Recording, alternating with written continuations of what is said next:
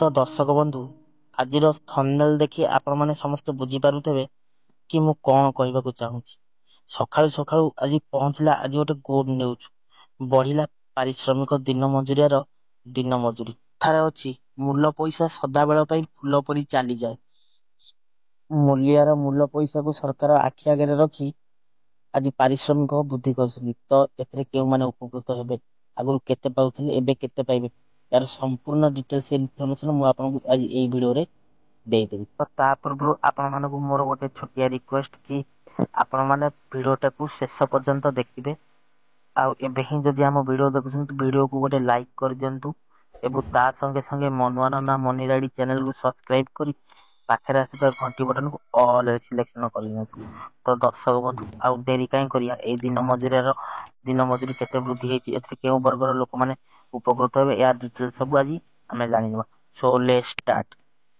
Hello friends, नमस्कार, जय जगन्नाथ। ମୁଁ ମନୁଆ ଆପଣମାନଙ୍କୁ ସ୍ୱାଗତ କରୁଛି ଆଜିର ଆଉ ଏକ ନୂଆ ଦମଦାର ଭିଡିଓରେ। ତ ଦର୍ଶକ ବନ୍ଧୁ, ସରକାର ଦେଲେ ଖୁସି ଖବର। ତ ଆସନ୍ତୁ ଜାଣିବା ପାରିଶ୍ରମିକର ଦିନ ମଜୁରୀ କାହାର କେତେ ବଢିଲା, କେତେ ପାଉଥିଲା, ଏବେ କେତେ ପାଇଲା। ଆପଣ ଜାଣିଲେ ଖୁସି ହେଇଯିବେ। ରୋଜଗାର ଗ୍ୟାରେଣ୍ଟି ଯୋଜନା ଅନ୍ତର୍ଗତ ଶ୍ରମିକ ମାନଙ୍କୁ କେନ୍ଦ୍ର ସରକାର ଏକ ଖୁସି ଖବର ଦେଇଛନ୍ତି। ଆନ୍ଧ୍ରରେ ଶ୍ରମିକ ଦିନ ମଜୁରୀ ବୃଦ୍ଧି ନେଇ ଏକ ଗୁରୁତ୍ୱପୂର୍ଣ୍ଣ ନିଷ୍ପତ୍ତି ନିଆଯାଇଛି।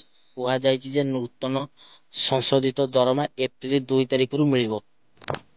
ଗ୍ରାମାଞ୍ଚଳରେ ରହୁଥିବା ଗରିବ ଲୋକଙ୍କୁ ଆର୍ଥିକ ସହାୟତା ଯୋଗାଇ ଦେବା ଉଦ୍ଦେଶ୍ୟରେ ମନରେଗା ମହାତ୍ମା ଗାନ୍ଧୀ ଜାତୀୟ କର୍ମ ନିଯୁକ୍ତି ଗ୍ୟାରେଣ୍ଟି ଯୋଜନା ଆରମ୍ଭ ହୋଇଥିଲା।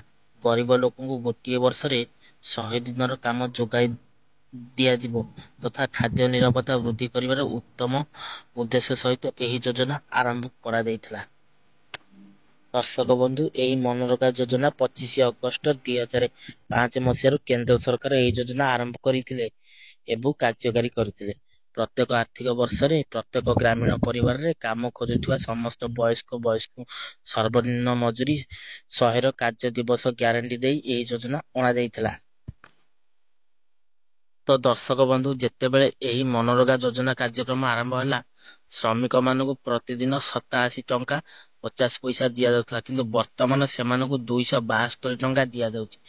କିନ୍ତୁ ନୂତନ ଆର୍ଥିକ ବର୍ଷ 2024 ବର୍ଷ ପାଇଁ କେନ୍ଦ୍ର ଏହି କହିଲେ ଯେ ଆନ୍ଧ୍ର ଥିବା ସମସ୍ତ ଶ୍ରମିକଙ୍କ ପାଇଁ ଅତିରିକ୍ତ 28 ଟଙ୍କା ଯୋଡ଼ିବାକୁ କୁହାଯାଇଛି, ଯାହାକି 272 ଟଙ୍କାରେ ଆଉ 28 ଟଙ୍କା ଯୋଡ଼ିକି ତାଙ୍କ ଦବା ପାଇଁ ଅର୍ଡର ହେଇଛି।